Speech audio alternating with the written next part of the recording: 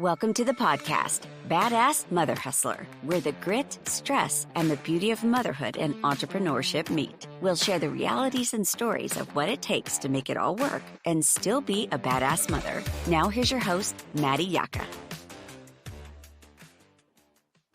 Hello, everyone. Welcome back to another episode. Today, we are chatting with badass mother hustler Laura Sides. She's a mom of three and the owner of Sides Investing LLC. Every mother has every entrepreneur mom has a story and a journey, and I can't wait to hear about yours again, because it's been a while, and share it with everyone else that's listening. Yeah, thank you so much for having me, Maddie. Yeah, thanks for coming on. How's your day going? It's good. What is it, the beginning of November, and it's absolutely gorgeous outside. And I'm super excited to talk to you. So thanks for having me. Yeah. Oh my God. I can't believe yesterday was 80 degrees. I'm like walking around in a sleeveless dress. I love it. Are you a warm weather person or a cold weather? If my husband, and we love Westchester, right? So we're from Westchester, love it. But if my husband said, like, babe, you want to move to Florida tomorrow? I'd be like, yes, I do. I could pack this up. I love being outside. Yeah, it is awesome. I've been doing like the 1,000 hours outside with my kids. I don't know if you heard of that challenge. Oh, yeah, for sure. Yeah. So we're trying to clock our hours. It's the first year. We're not going to hit it, but we've hit a lot of hours. That's awesome, though. And it's just encouraging when you track it because it's in the back of your mind, like, let's get out there. And it's just so valuable. And you have such a great property, right? So Yeah, thanks. Yeah, we're on like 3 acres and we have some animals and it's flat. So they always drive their little power wheels around and stuff. that's awesome. And you're like, go feed the chickens. That counts. There's 10 minutes. Yep. So tell us a little bit about yourself. Awesome. So my name's Laura Sides. I'm the co-owner of Sides Investing with my husband. And we have, and I think we're going to touch on this, but like no real estate experience before what we're going to talk about today. But I went to college for biochem, and then I got out of school and I was a middle school science teacher in Westchester School District. And it just wasn't like, I enjoyed it, but it wasn't what I really felt called to do. And I remember my supervisor walking in one day. He's like, how's it going, Laura? And I was like, I'm really bored. So it was good while I was there, but then I ended up leaving to stay home raise our 3 little babies. And then pandemic happened and we started homeschooling them. It was like kindergarten and pre-K. And I just remember thinking, like, I feel like there could be more to it than this. So we jumped into flipping our first house. Yeah. And I mean, we will get into all of that, but you said you didn't really have experience. Does entrepreneurship run in your family? I know. Great question. Not at all. So I read Rich Dad, Poor Dad, and that was really the catalyst for my understanding that there was a whole nother world out there where you didn't have to work for your money, but you could put your money to work for you. And I was like, why not try this? You know, it was a beautiful thing that my husband had us set up really well. He was our full-time person and I had time to learn. So I wasn't taught entrepreneurship at all. Both of my parents were very successful, but in like a 9 to 5 format. I didn't see them very much growing up, and they weren't ultra involved in our lives because they were really busy working for the money and like what we had, and never really talked about investing or anything like that. So this all came to me through Robert Kiyosaki and Rich Dad Poor Dad, which I'm so thankful for. And if people haven't read that book, I absolutely say grab it and read it. And it's so funny because I know a few people that have read it and it just didn't click for them. And I'm like, if it doesn't click, then you don't have that entrepreneur mindset. I mean, for me, I read it and I was like, oh my God, this makes sense. Like everyone in high school or college should have to read this. Do you know what's so interesting that you say that is when I pulled that book off the shelf, it was before we started even thinking about real estate, and we were going on vacation with our 3 little kids. I think one was an infant, down to Florida. And I'm like, I'll just pull this off to read or whatever. I opened the book and my hall pass from when I worked in Westchester Area School District fell out of the book. And I'm like, I must have started this before, but I think at that time it didn't resonate. I truly didn't understand what an asset was. I felt like this isn't for me. So then when I picked it up again, I was like, oh my gosh, this makes more sense. I don't know what context it had, just with a little more life experience or what, but I'm so thankful that I picked it up again.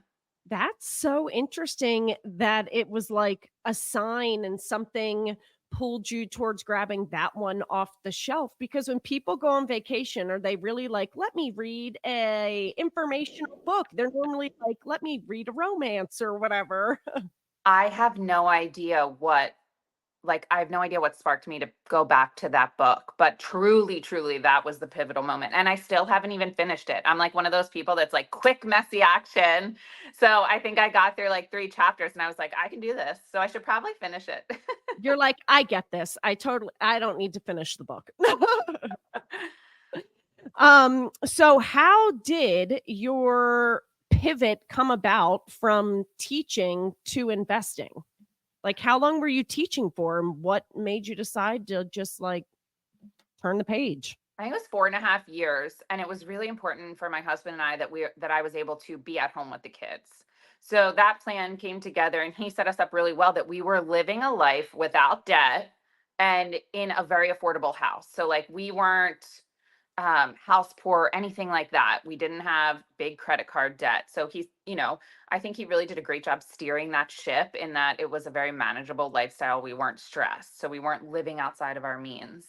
And I think I just had that freedom then to experiment a little bit with this. And I was thinking like, I'm a huge extrovert. I miss people. I miss working. And I want to contribute a little bit. What can I do? But I also want to be able to have the flexibility and I want to be home with my kids. So, what career can I create that would have them be able to be involved every step of the way? So were you already out of teaching and you were home for a little bit with the kids? Yes. Yeah, yeah. And you said that, I mean, it's funny. A lot of entrepreneurs that I speak with used to be teachers, including myself. And like, do we just all have these certain qualities where we start in the school? And I don't know. It's just funny how so many people leave teaching to pursue something else. That is amazing. Yeah, I'm not sure. I do still talk to some of the teachers that I used to work with, and they're interested in what's going on and also getting started. I think going back to what you said about the book, though, like you do have to take some initiative, some risk, and you do have to set yourself up for to be able to do that. And I'm thankful for my husband that I could be home because I think if I was bogged down with the typical 9 to 5, that I don't know that I would have had that initiative to take the time to learn what I've learned and get started. So I'm glad that we were able to like take a little risk and it really paid off. So you read that book on vacation, and when you came back, were you just like, how did you decide that you wanted to get into the investing side? So as I was reading like quotes out to my husband, I was like, babe, I think what this means is, and what we've done, and there's so many ways to do this, right? But we took a HELOC, a home equity line of credit, out on our primary house because we had a lot of equity built into the house. And I was like, that's money that we have access to that we can put to work. So I called the bank and I got the paperwork started with that. I still didn't really know. It just seemed like I just kept and every step of this way, like taking the next step and figuring it out as I went. So I started calling people that I knew, like our mortgage broker, who's such a motivational speaker. And he's a huge reason why I got involved in this. But I was like, I think I'm going to buy a house in Florida, use it as a short term rental, and then it'll pay for itself. And he's like, yeah. So he ran, what we could afford. I got $100,000 HELOC, and that was my plan until I was taking in my trash cans one day. And my older neighbor's walking up the street, mid pandemic, super lonely, had lived in her house for 35 years, smoked in it all of those years, had collected all this stuff. And she says, Laura, I want to move. And I'm like, oh, Miss Sherry, do you need help finding a real estate agent? How can I help you? And she's like, I tried a real estate agent. They want me to have the house painted and clean it out. And I can't do that. And I want to sell my house and I want to sell it for $300,000. And I'm like, I'll buy it. And she goes, do you want to ask Glenn first? And I was like, he'll be good with it. Oh, But because it was right here in my area and I was already interested in real estate, I knew exactly what the house was worth. And I told her, if you list it with an agent, Michelle, you could probably get more. But she didn't want the hassle, which was totally understandable. So we bought that house and we would put the kids to bed with like Wi-Fi monitors, walk across the street and do as much work as we could. I never want to pull another staple out of floors or what DIY, but it was a great experience for me to know what it takes to do things. Then we hired professionals to put it all back, but in 6 weeks we made $100,000. Yeah, so you did the clean out and everything, Yep. which helped saved a lot of money, I'm sure. Yes. And then after, and really that $100,000 was just total profit. And my husband was like, all right, babe, go ahead. So that kind of got the ball rolling. Yeah, so that you said was mid-pandemic. So have you been investing in real estate and doing flips for like 2 years? Yep. So that was, we sold that in August of 20. We bought it May 2021 and we closed on it August 2021. And So like right 3 after, years. yeah. So right after, yeah. So flipping houses. And then what we do is we take the profits from the flips and we buy short-term rentals that need work. So we'll renovate them, we'll furnish them, and then we'll put them up on Airbnb. Okay, so how many short-term rentals do you own right now? Two. So we have one in Bethany Beach, Delaware, and one in Ocean Pines, Maryland, right outside of Ocean City. Awesome. Yeah, I forgot you told me about those. That's really Yeah, cool. it's a great way because a lot of people, what you hear, and this is interesting because, like, not all advice is going to resonate with you. And there are so many ways to make money in real estate. And what you hear is like, well, why would you sell that? Don't sell houses. You don't. But we really dove into it and we're like, all right, how can we continue to include the kids, right? Because that's a big piece of what we're doing. And make this like make them be able to see why we're doing what we're doing. And if we kept these flips as long-term rentals and we're making, $300 or $400 a month, it's not as much of a teaching lesson or as exciting to the kids as, hey guys, we're going to do this work and then we're going to take the money that we make and we're going to use it on a down payment for a house that we can use on vacations. We can share with family and friends. We can put in our kids' private school silent auctions, help give back a little bit, and then also have it more than pay for itself for the entire year, be an incredible tax deduction for it completely offsets all of the W-2 income tax that my husband would owe and all the capital gains taxes that we would do from flips. So we're like, how can we take what would be a long-term rental and make $300 a month to something that will similarly appreciate, give us higher returns, and be enjoyable for our family? So for someone thinking long-term versus Airbnb, would you say that Airbnb is a little bit more hands-on than a long-term rental? It's a good question. So I don't own any long-term rentals. So I would think the setup is a little bit more because you have to furnish it.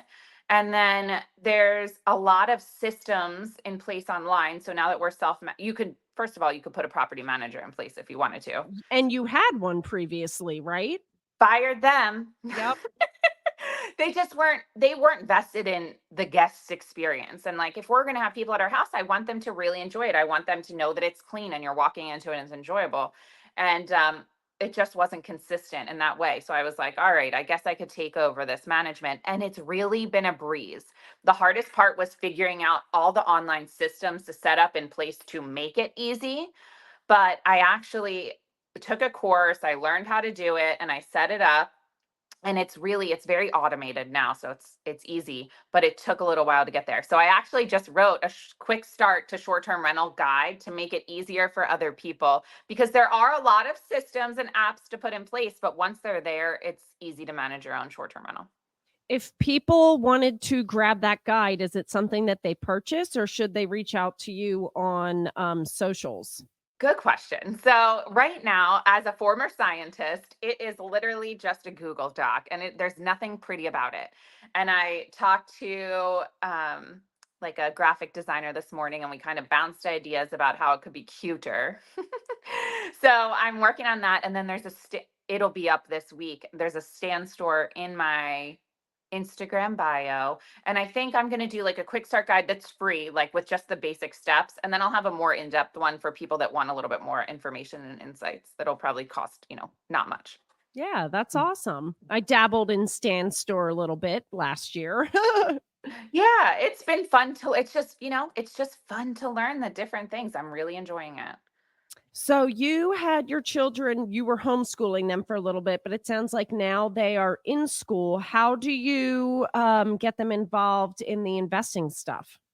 So it's kind of both. So my middle son is like, and I wouldn't say this to him, right? But he just has the persona of someone who will be a future CEO. He is hard to keep up with in a homeschool environment. So he's actually at a private school in Chester Springs. But I do homeschool our kindergartner and our fourth grader still.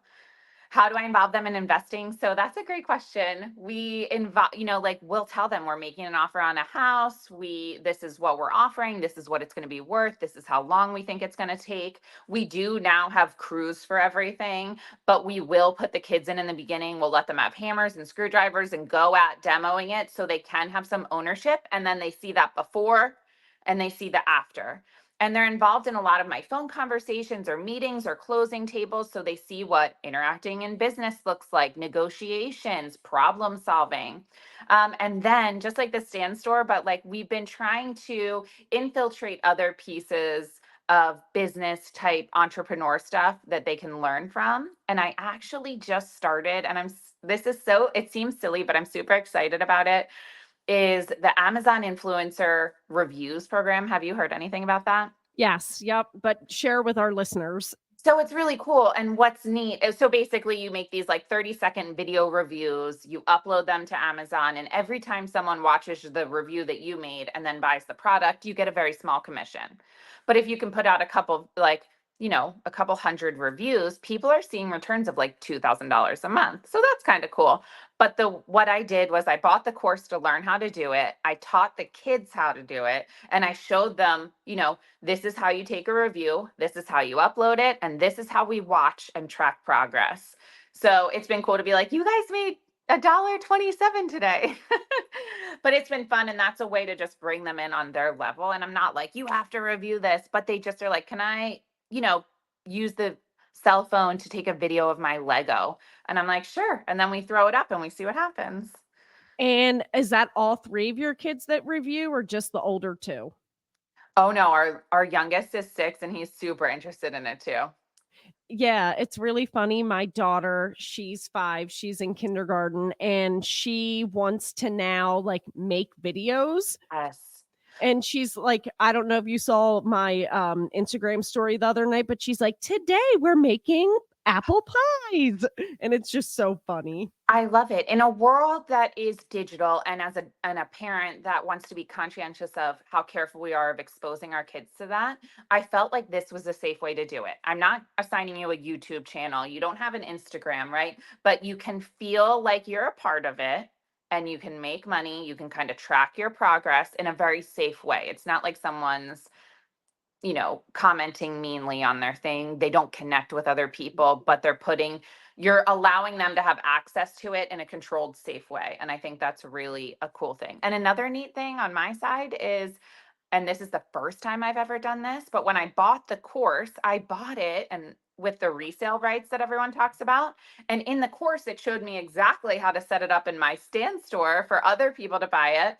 And I'm like, well, this is kind of cool, right? Because if it works for me and it's something that I really stand behind, I want to be able to share it and then people can buy it that way. So that's also linked in my stand store. Something you brought up a few minutes ago was that you let the kids like grab the tools and tear everything down, and they're also listening to your conversations, and kids just love tools. My husband, he was building like a little farm stand for us to put out at the end of our driveway for the kids to sell stuff, and they would be out there with him for hours, like banging nails into an extra piece of wood. And like Dakota was like, "Hey, can you help me like make this little frame and cut this and that?" And it was just awesome hands-on experience. Oh yeah, I totally agree. My husband has a brother and a sister, and they grew up in a family that's similar where they were really involved. Their dad owned his own construction business, and they learned all through that. And my husband now, thankfully, is really handy, and I love that about him. And his brother gave our boys their own electric drills for Christmas. So like that ownership of like they have their own tool bags and their own tool chest, and like it's just something he adds a power tool to it each year, basically like building their library of tools. But when I say, hey guys, we're going to go over to the flip, grab your bags, they have their own hammer, their measuring tape, their thing, and they can just really take ownership of it. And you can teach them safety and life skills and all of that stuff just by including them. And you're right, they really love it. And put your stuff back in the bag and know where your bag is, because when I tell you to grab your bag, I'm not getting it. You need to grab it. 100%, right? Like how to take care of it so that it does last. I'm like, you guys will have this drill for the rest of your life if you take care of it. So yeah, And I love that as entrepreneur moms, the fact that our children are with us when we're making these phone yeah. calls and speaking to other business people and hearing what's going on, even if, for instance, my daughter's in kindergarten, she's still hearing what it's like to run a business. Oh yeah. And what's interesting to me is I didn't realize, because now it's been 3 years of them hearing this. It is really cool because I think they're absorbing way more than I even realized in the beginning. And I'm like, what a head start. Like if I knew all of this, but when I was their age, it's pretty cool to see what they could create from the knowledge that they're based on now. And they're still kids, right? Like this sounds really high level, but like we make it fun. We don't ever make them do things that they don't want to do. It's just like they're learning by being present. Yeah, they're just part of it and along for the ride. And like you said, learning by being there.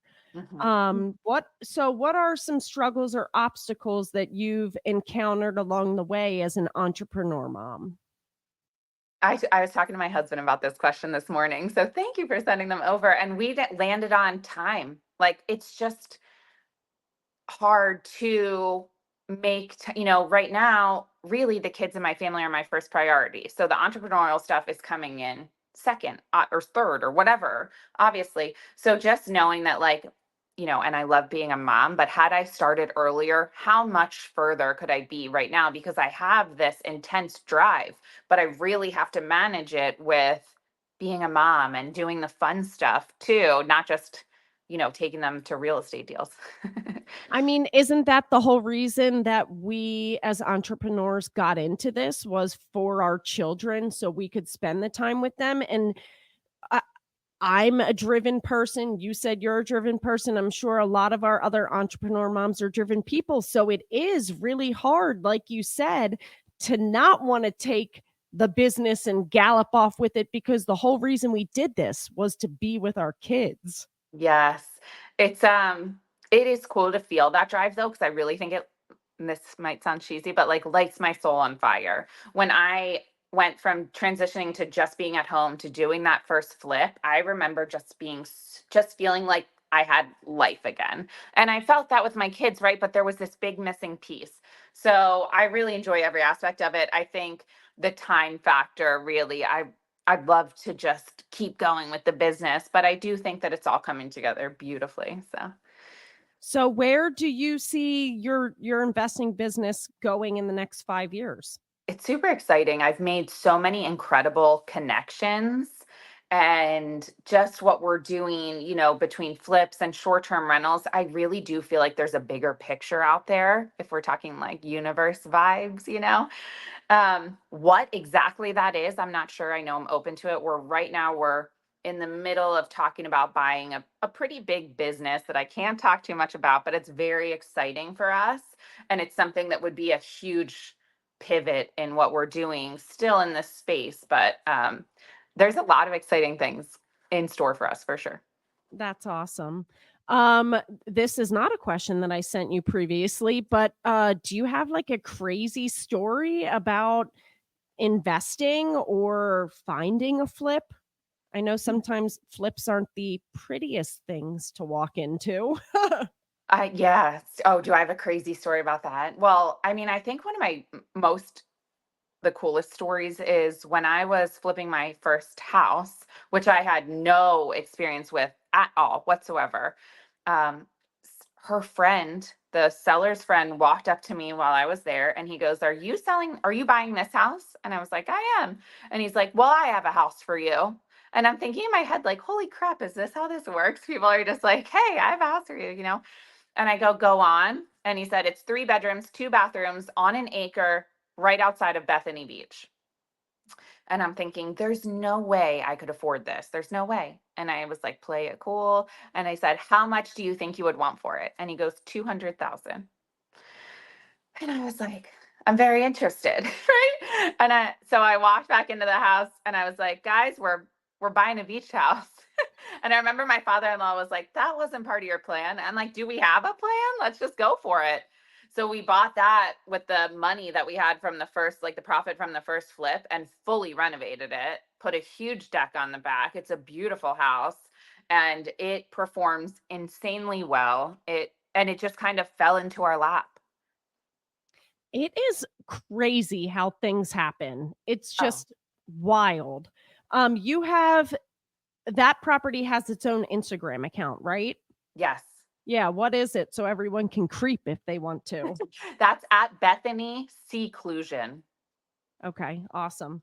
Yeah, so I mean, how long were you working at your neighbor's house before that guy came up and brought that next That was like opportunity? 2 weeks. And mind you, to buy the first house, I had to come in and Google what an agreement of sale was. Like, and then I did the same thing for him. And like, I don't even know if that's the right way to do it, but we did it. And then we got to a closing table and there were, and that was Delaware. So there was an attorney involved and a title company. So we did do it right. And we got there, but it's just like having conversations with people and being open to ideas that you might not have had, right? I wasn't like, hey, let's buy a beach house. But I'm so happy that we did because it's been an incredible journey and learning experience and so fun and cool for the kids. I mean, your story is one that tells people, especially women, like, you don't have to know it all. Yeah. You don't even have to know where to start. You just do it. Yes. Just do it. Oh no, where'd you go? Ah, you disappeared. Can you hear me? Laura? I'm Ah, sorry. there Yeah, you my are. phone. And somebody was calling.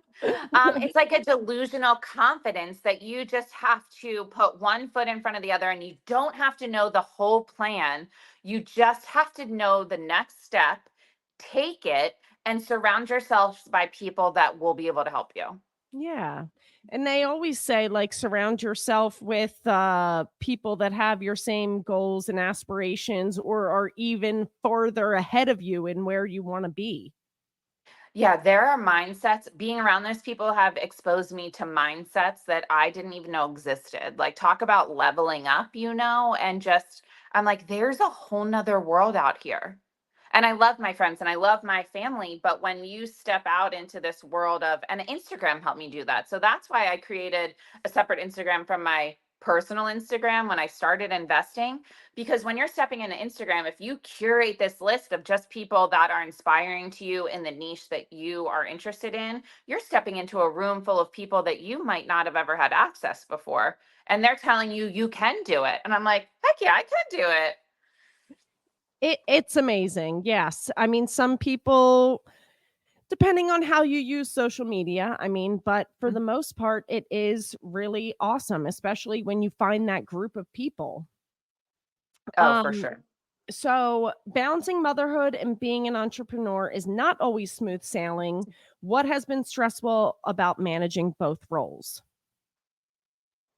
There are nights, and thankfully they don't happen too often, where I'm laying in bed thinking, was I my best self today? Am I doing enough for my family? Am I being the mom that my kids need? Am I doing enough for them as a mom and as a fun mom? You know what I mean? Not just like work stuff and being really distracted. So I would say the biggest hurdle is just like, going to bed one night being like, I should cancel my Instagram and stop investing. Like, what more do you need? And then waking up the next morning and being like, you're doing okay. It's okay, like you are doing good. So just balancing that self-talk, because I am really happy and I'm excited for what has happened and what's going to happen. And I do think I'm doing a good job integrating the kids into it and a nice balance of like fun and business. But definitely You're the balance is doing tough. a great job. I love watching you on Instagram. It's a whole lot of fun. Thank you. You're welcome. So, as entrepreneur moms, we experience motherhood differently from 9 to 5 or stay at home mom. I mean, you used to be both of those. So, what do you think is the beauty of being an entrepreneur mom? Just making life around your schedule, right?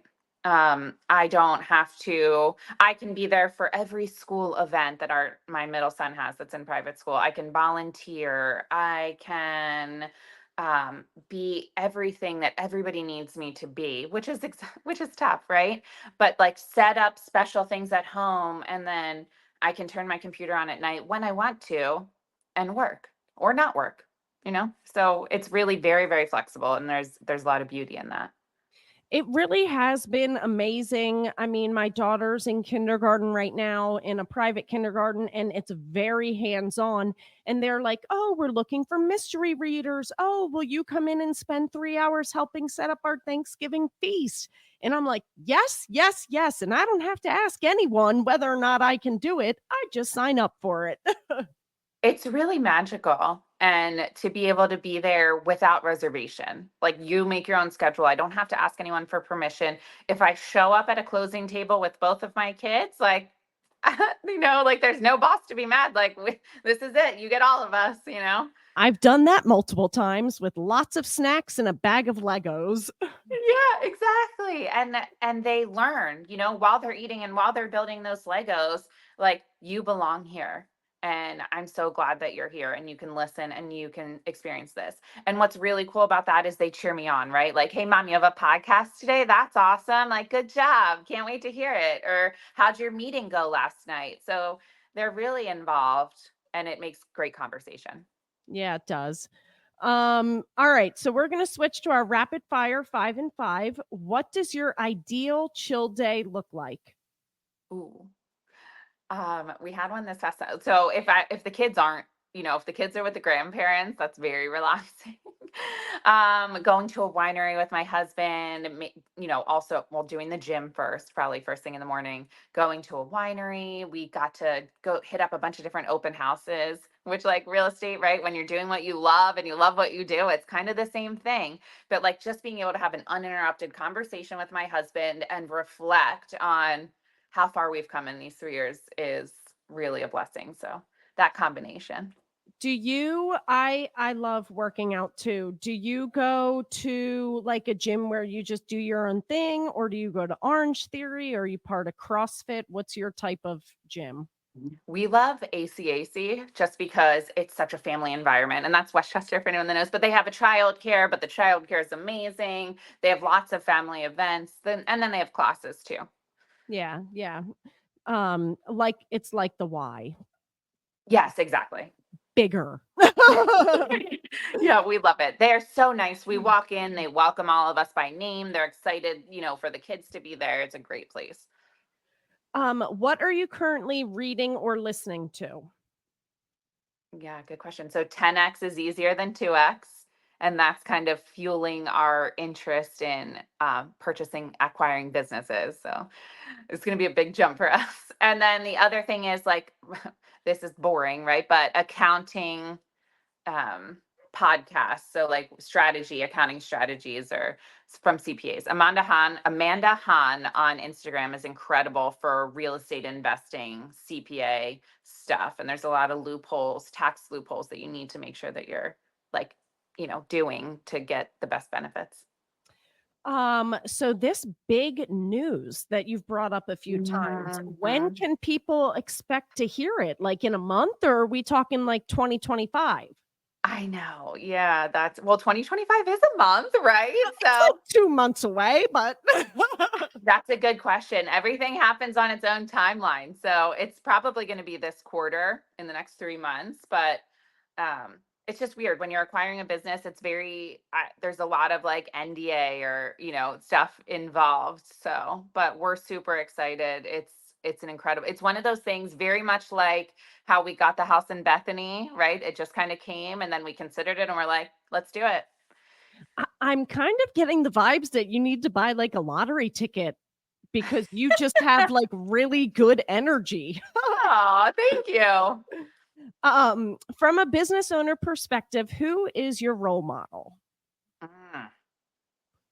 I think it goes, and this is more broad, right? I think it kind of goes back to the Instagram thing where I'm really thankful for that space in the early days, because when I curated what I was looking at and all I was looking at is other people achieving big things, all the people that I follow on Instagram really are my role models, because just saying that you can do it, get out there and try, and just one foot in front of the other. And I really look up to so many people there, and they really help build my dreams of like what's possible. There's a positive reason for why Instagram should curate to your likes. Oh, for sure. I'm all about the algorithm. Yeah. What's the song that you blast the shit out of if entrepreneur mom life is too much for you that day? Oh man. So I went to the Power Woman event that the Mainline Today magazine hosted, and that was really cool. And for each woman that they honored, they asked them to come up with a walk-up song. So as they were accepting their award, they're walking up. And it's funny you asked me this, because when I left there, I'm like, man, what would my walk-up song be? And it's Better Life. Better Place. Better Place, I think. It's in the Trolls movie. So it's so kids like, right? But yeah, Better Place. That is funny, because gosh, what song is it? I can't even remember, but it came on the radio and my daughter's like singing the heck out of it. And I was like, how do you know this song? And she was like, it's in the Trolls movie. And I was like, oh, okay.